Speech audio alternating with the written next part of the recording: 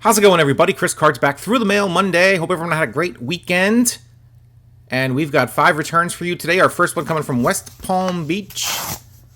And we have, let's see, we've got like not much in here at all. We got the index card, which is unsigned. And we have Larry Walker. Hall of Famer Larry Walker. Nice return on his 87 throwback rainbow foil, I do believe. Very nice return from this Hall of Famer. 2020 Hall of Famer, 7-time Gold Glove Award winner, 5-time All-Star. Swing hard, I will, I have, that's all I do. Mr. Walker, swing hard. And yes, I did get him back a few months ago, if you remember, but I had 2 cards out to him. He must have signed them all at like the same time or something, or pretty close to each other. And he signs 1 card, and it takes a while sometimes, and sometimes it doesn't. I usually send him 1 card every year and cross my fingers, and so far so good. I think I'm 3 for 3 on Mr. Larry Walker. There's information. Awesome return from him. The signature looks awesome on that card with the colors. And great first return here on TTMM. Let's move on to our second return of the day. Phoenix, Arizona, right there on the envelope, along with my Mustang stamp. I think they're all Mustangs on that stamp thing. I don't know. Whatever. Not many cards in here. At all. 1. Looks like 1. And we've got, all right, we've got this back finally. Roger Craig and Tony LaRussa dual signed. Kmart card. Very nice. Here you guys go. Check it out. Roger Craig signed this for me in 2020.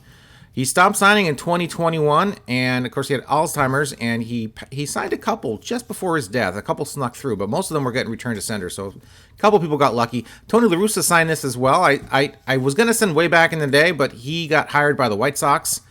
21 and 22, spent seasons with the White Sox, although in late August of 2022 had that heart problem and took an indefinite leave and basically after the season retired permanently this time. So very nice to get this back from Mr. Tony LaRussa. As you see, I did send it to the Chicago White Sox earlier this year, maybe. I don't remember. It's all a blur for me now. But Tony LaRussa signed not as good as a signature as it usually is. Of course, don't forget, he was 77 when the White Sox hired him. So he's closing in on 80 years old. So I was just happy to get this back. I have 1 more of these cards completed, but the signature for Tony is really bad. And I might wipe it off and resend. So anyway, there you guys go. Roger Craig, Tony LaRussa. Great to get this card finished, and it looks awesome. Thank you very much. Let's move on to return number 3. All right, friends, this one is from the vault. Got this back in 2020 from Tampa, St. Pete.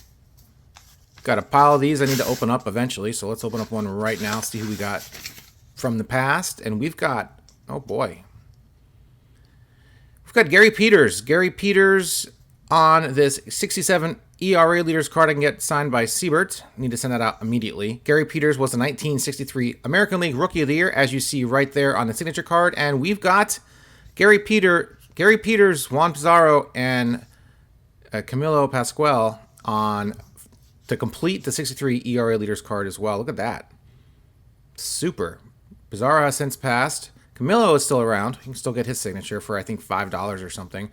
And we've got him on another card. Looks like I was trying to bust out a few multi-signed cards here. As you see, from 2020, November. Gary Peters passed away in January of 2023. I can get a couple of these cards sent off. Siebert I can get sent off. And looks like Hargan I can get sent off. Everyone else is not around anymore. Except, of course, Pizarro, Peters, and Camilo Pascual. Very happy to get that card completed.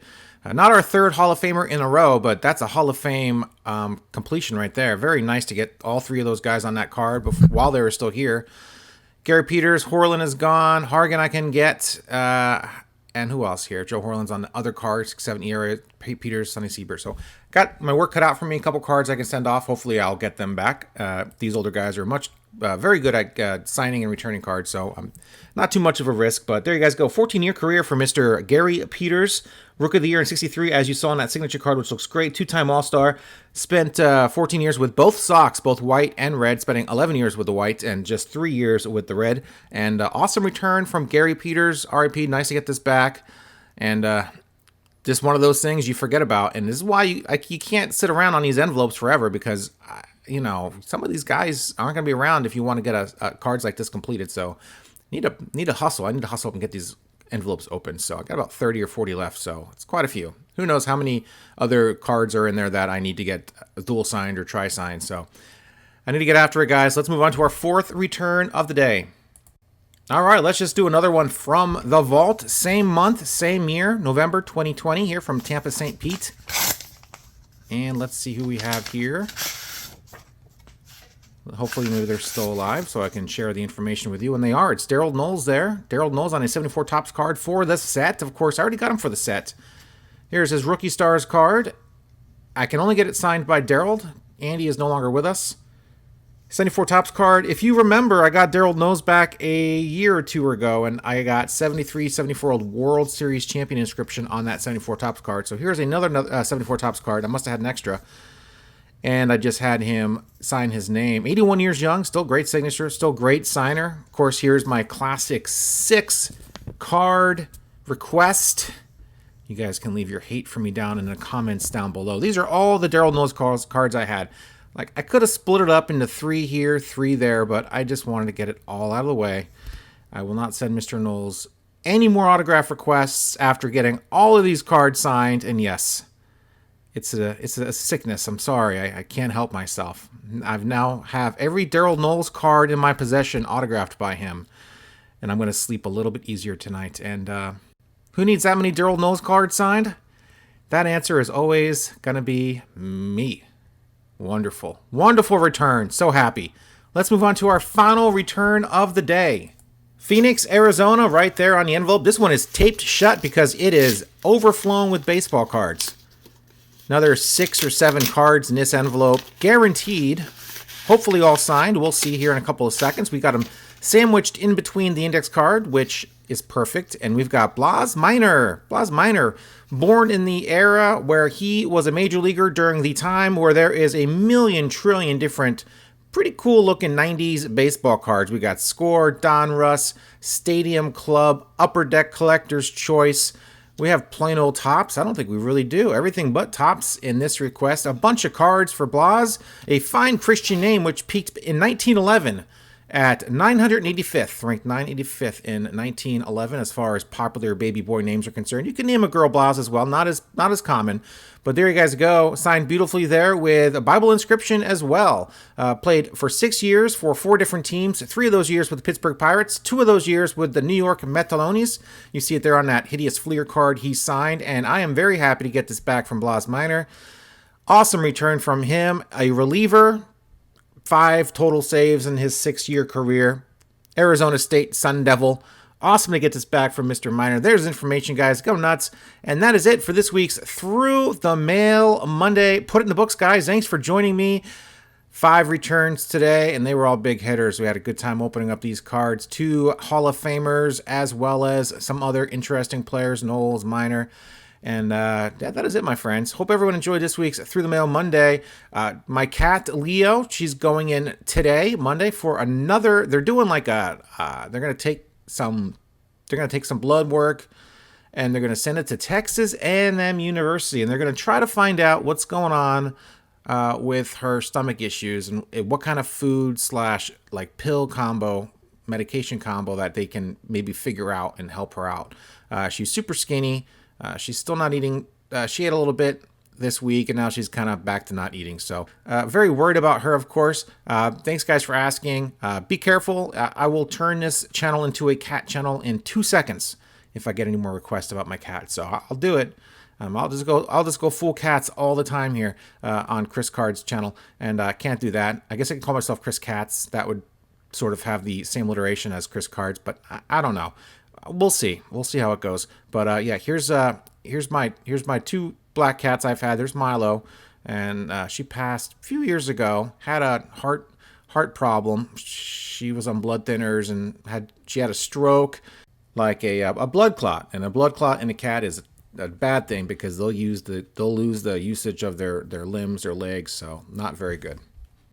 Basically, her back leg stopped working for like a week, and we rehabbed her, and she got her feeling back in her legs, and I think she had another 3.5, 4 years with us after that. And I mean, everyone told us to put her down, and we did not, and we had 4 great years with her after that. Had to give her pills every day. Certainly didn't take many trips anymore because we were very worried about someone else maybe giving her pills or not giving her pills. So we pilled her every day and until she passed, and had a great time with her. And of course, Leo, who we're trying to rehab right now and try to get back into the swing of things. So there she is. Leo, Milo. And that is it, my friends. And I told you last weekend I had a movie set visit. I was very excited about it. It was so fun. And my wife was with me, and she was kind of bored, but I loved it. But there was some downtime. Like, I can't show any pictures or anything, but there was some downtime where the actors were just kind of hanging out. And wonderful actor Ed Harris. He's been in everything: Apollo 13, Glengarry, Glen Ross, The Rock. He was great in The Rock. I think he's like 72 years old now, so he doesn't quite look like he used to look. There he is right there. We're me and my wife, and then he's in the background. And, you couldn't take selfies or get autographs. It felt really weird. So we didn't do any of that stuff. So I kind of took an incognito picture here of us. And I took a couple videos of Ed Harris in the wild just between takes and between setting up shots. And he's just... he's here on the swing set. Kind of barely see him. Like I said, I had to be kind of sneaky about filming. So there he is on the swing set. Got pretty high for 72. I think if I was... actually, I do have some money in this film. So it was a little worrisome because his parts weren't over yet. But he did not get hurt. And then after that, he was playing cornhole. I thought it was horseshoe pitching for a while because they had horseshoe pitching things set up. But no, it was cornhole set up. And he was just playing it for literally 45 minutes between shots. And I got this footage of him playing cornhole and smoking cigarettes. So... that's it. Once the movie comes out, I'll tell y'all guys to go watch it. And hopefully it'll be good. It should be good. I got the script. I read it. The script's one thing. How it turns out on film is another thing. So we'll see how that goes. But I had to put that in this video. I mean, I couldn't think of anything more random to put in a TTM video. So there you guys go. Anyway, they were filming in a park in Molalla, Oregon, which is just kind of near Woodburn. And... yeah, it was funny because we were driving to the set and they had the whole thing set up like a crafts fair. Arts and crafts fair was set up for the shoot. And of course, we drove by it thinking it really was an arts and crafts fair. And we parked in the parking lot where it said crew and a bunch of tents and stuff, catering. And we're like, okay, we're just sitting there for like 10 minutes wondering what to do. And then we were like, well, let's walk over to the crafts fair. We walked to the crafts fair, and that's kind of when we realized, oh, that's where they're filming. So very excited about it. Very excited about being a part of it, and super cool. And Ed Harris and Morgan Freeman. It's called My Dead Friend Zoe. It's I'm getting what are they called? Dailies. I'm getting dailies to watch. It's like pretty cool. Like, oh, okay. Pretty neat little world. This whole movie thing. It's an indie film, of course. But yeah, we're really excited about it. And there's a couple shots I took for you guys to look at, and they're pretty funny. I thought they were funny. Very weird. Ed Harris, not exactly out in the wild. He's on a set, but just super random. I guess he filmed up in the woods the previous day, and they were wrapping up and getting ready to leave, and they couldn't find him. And I guess it was up near a cabin by this lake. And he was on the lake, and he was fishing. He caught 2 or 3 fish, and he wouldn't leave. So God bless Ed Harris. And that is it, my friends. Thanks for watching. See ya.